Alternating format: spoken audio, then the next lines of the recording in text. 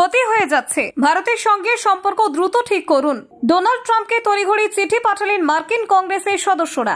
এক দুজন নয়, একসঙ্গে 19 জন সদস্য প্রেসিডেন্ট ডোনাল্ড ট্রাম্পকে চিঠি লিখলেন। জানেন ভারতের সঙ্গে সম্পর্ক খারাপে ঠিক কি কি ক্ষতি হয়েছে? মার্কিন কংগ্রেসের সদস্যরা দিয়ে দিলেন ব্যাখ্যা। হ্যাঁ, শুল্কের ধাক্কায় চাপা পড়ছে ভারত মার্কিন সম্পর্ক। ভারতের সঙ্গে সম্পর্ক দ্রুত মেরামত করুন। মার্কিন কংগ্রেসের এমন আহ্বানে তোলপাড় আন্তর্জাতিক মহল। শুল্ক আরোপে দুই দেশের বাণিজ্যে টানাপোড়েন শুরু হয়েছে। তাই কংগ্রেসের চিঠিতে ট্রাম্পকে হুঁশিয়ারি দিয়ে জানানো হলো, ভারতের বাজার অত্যন্ত গুরুত্বপূর্ণ। ভারত আমেরিকার মধ্যে কেন বাণিজ্যিক বন্ধন বিপন্ন হলো?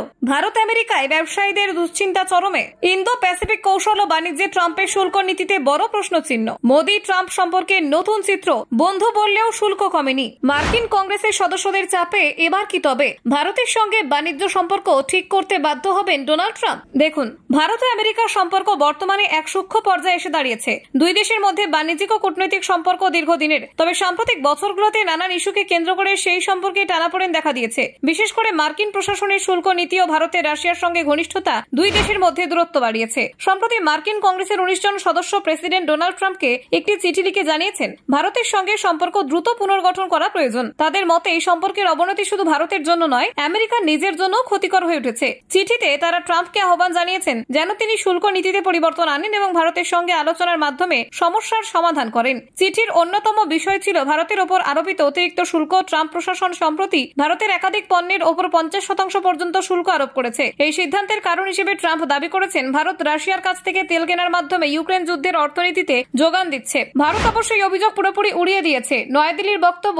দেশটি তার নিজস্ব জ্বালানি নিরাপত্তার জন্য তেল কেনে এবং সেটি আন্তর্জাতিক নিয়ম মেনেই করা হয়। ভারতের পক্ষ থেকে বলা হয়েছে, এই সিদ্ধান্ত কোনো রাজনৈতিক উদ্দেশ্যে নেওয়া হয়নি, বরং দেশের নাগরিকদের স্বার্থ রক্ষার জন্য এটি প্রয়োজনীয়। শুল্ক বৃদ্ধির ফলে দুই দেশের বাণিজ্যিক সম্পর্ক বড়সড় ধাক্কা খেয়েছে। ভারতীয় ব্যবসায়ীরা জানিয়েছেন, এত বেশি শুল্কে আমেরিকার বাজারে পণ্য রফতানি করা প্রায় অসম্ভব হয়ে পড়েছে। ফলে অনেকেই বিকল্প বাজার খুঁজতে বাধ্য হচ্ছেন। এতে আমেরিকার ব্যবসায়ীরাও ক্ষতির মুখে পড়েছেন, কারণ ভারতীয় পণ্যের ঘাটতিতে সেখানে জিনিসের দাম বেড়ে যাচ্ছে। কংগ্রেসের সদস্যদের চিঠিতে উল্লেখ করা হয়েছে, আমেরিকার উৎপাদন শিল্পের বহু ক্ষেত্রে ভারতের উপর নির্ভরশীল। সেমিকন্ডাক্টর, ওষুধ, শক্তি ও প্রযুক্তি, এই সব খাতে ভারতের অবদান অত্যন্ত গুরুত্বপূর্ণ। তারা মনে করেন এই সম্পর্কের অবনতি আমেরিকার অভ্যন্তরীণ অর্থনীতিতেও নেতিবাচক প্রভাব ফেলেছে। চিঠিতে আরো বলা হয়েছে, ভারতের বাজার বর্তমানে বিশ্বের অন্যতম দ্রুত বর্ধনশীল বাজার। সেখানে মার্কিন সংস্থাগুলির বিপুল বিনিয়োগ রয়েছে। আবার ভারতের অনেক সংস্থা আমেরিকায় বিনিয়োগ করেছে, যার ফলে যুক্তরাষ্ট্র কর্মসংস্থান ও নতুন সুযোগ সৃষ্টি হয়েছে। এই বাস্তবতা বিবেচনা না করে শুল্ক আরোপ করা একটি ভুল সিদ্ধান্ত। মার্কিন কংগ্রেসের সদস্যদের দাবি, নির্বিচারে শুল্ক আরোপের ফলে আমেরিকার বাজারে দ্রব্যমূল্য বেড়েছে।